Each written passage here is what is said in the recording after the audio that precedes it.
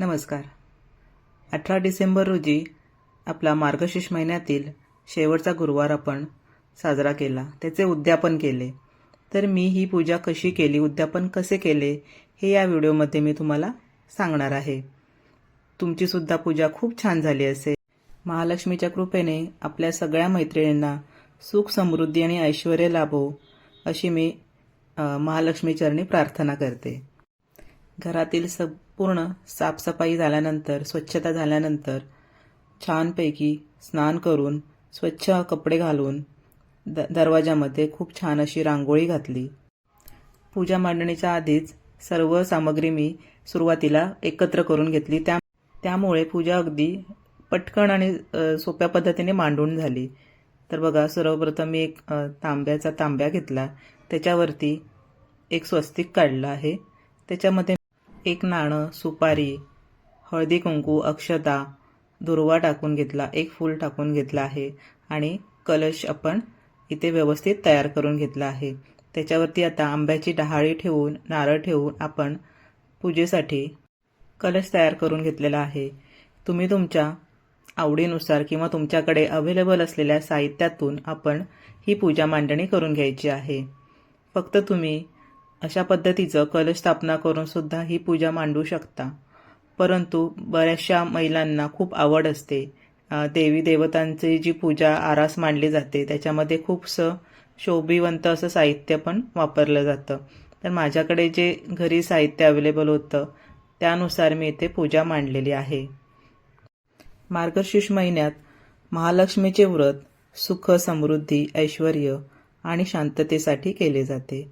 कारण हा महिना विष्णूंचा आणि लक्ष्मीचा आवडता मानला जातो. हे व्रत केल्याने घरात धनधान्य, समाधान नांदते आणि सर्व इच्छा पूर्ण होत असतात. म्हणून मार्गशीर्ष महिन्यातील प्रत्येक गुरुवारी पूजा करून कथा ऐकावी किंवा वाचावी, आरती करावी. या महिन्यामध्ये आध्यात्मिक प्रगती आणि मनाची शुद्धीकरण चांगले होत असते. घरातील संकट दूर होतात. मनातील सर्व इच्छा पूर्ण होऊन मनोकामना पूर्ण होत असतात. तसंच देवीला नमस्कार करून विश्वासाने हे व्रत करायचे आहे. देवीला सांगून पूजा करायची आहे की ही देवी माता, मी जे संकल्प केलेला आहे तो तू मान्य करून घे. मंत्र जप करत आपल्याला ही पूजा मांडणी करून घ्यायची आहे. तर माझ्याकडे असलेल्या सर्व साहित्यानुसार मी इथे पूजा मांडणी करून घेतलेली आहे. देवीसाठी एक ओटी पण मी ठेवलेली आहे, देवीची ओटी भरलेली आहे. आणि ती नंतर संध्याकाळी आपल्याकडे जेव्हा सुवासिनी येतात त्यांच्यापैकी कोणाची तरी आपण ही ओटी भरू शकतो. तर संध्याकाळी लगेचच नैवेद्याची तयारी सुरू केली. नैवेद्य भरून घेतला आणि त्याच्यामध्ये गोडाधोडाचं असं जेवण बनविलं. गाईसाठी थोडंसं एक नैवेद्यसुद्धा बाजूला काढून तो नंतर मी गाईला खाऊ घातलेला आहे. श्री महालक्ष्मींची अनेक नावे आहेत, अनेक रूपे आहेत. पार्वती, सिंधुकन्या, महालक्ष्मी, लक्ष्मी, राजलक्ष्मी, गृहलक्ष्मी, सावित्री, राधिका, रासेश्वरी, चंद्रा, गिरिजा, पद्मा, मालती, सुशीला अशा विविध नावांनी श्री महालक्ष्मी ओळखल्या जातात. अशा या सर्व भूती असलेल्या श्री महालक्ष्मींची आपण व्यवस्थित पूजा अर्चना करून घ्यायची आहे. इथे संध्याकाळी पुन्हा एकदा हळदी कुंकू वाहून देवींना नमस्कार करून घेतला आहे. तसंच आपण धूप दीप दाखवायचा आहे, घंटानाद करायचा आहे. त्यानंतर जी श्री महालक्ष्मींचे व्रताची कथा असते ते पुस्तक आपण इथे घेऊन कथा वाचायची आहे. त्याच्यामध्ये जे महात्म्य दिलेले आहे देवीचं ते वाचन करायचं आहे. आरतीसुद्धा आपण इथे करून घ्यायची आहे. सर्व परिवार मिळून आपण ही आरती करायची आहे. घरातील वातावरण अगदी आनंदाचे होत असते. मार्गशीर्ष महिन्यातील हे महालक्ष्मीचे व्रत फक्त महाराष्ट्रापुरतेच लिमिटेड नाही आहे, तर हे महाराष्ट्राबाहेरसुद्धा खूप मोठ्या प्रमाणात व्रत केले जाते. जे कोणी हे महालक्ष्मीचे व्रत श्रद्धेने आणि मनोभावे करतात त्यांना श्री महालक्ष्मी प्रसन्न होत असते. तसं मार्गशीर्ष महिन्यात श्री महालक्ष्मींचे व्रत करावे देवीचे मनन चिंतन करावे, म्हणजे देवी सदैव तुमच्या पाठीशी उभी राहते आणि तुमची मनोकामना पूर्ण करत असते. महालक्ष्मींची पूजा अर्चा करून झाल्यानंतर, नैवेद्य दाखवल्यानंतर कथावाचन झालं, आरतीसुद्धा झाली. त्यानंतर मी सुवासिनी येणार होत्या त्यांच्यासाठी वाणं तयार करून घेतली. अशी छोटी मोठी खूप कामं असतात. त्या दिवशी खूप घाई गडबड होत असते सगळ्याच महिलांची, म्हणून जमेल तेवढं लवकर आपण ही सगळ्या गोष्टींना सुरुवात करायची आहे.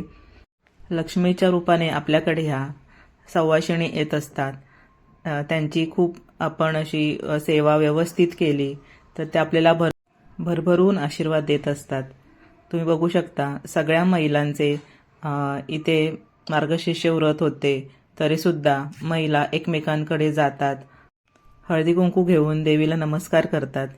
ह्या अशा छोट्या मोठ्या ज्या पूजा असतात त्याच्यामुळे आपल्या लक्षातच येत असेल की इथे एकत्र महिला येतात आणि खूप सुंदर अशी त्यांची मैत्रिणीमध्ये सुद्धा भर पडत असते. एकमेकींकडे जाणं सहसा आता होत नाही जास्तीचं, पण या निमित्ताने का होईना महिला एकत्र भेटतात, एकमेकांची विचारपूस करतात. हे महालक्ष्मी व्रत आपण जेव्हा करतो ना, तेव्हा घरामध्ये एक पॉझिटिव्ह एनर्जी असते, ती तुम्हाला जाणवत असेल बघा.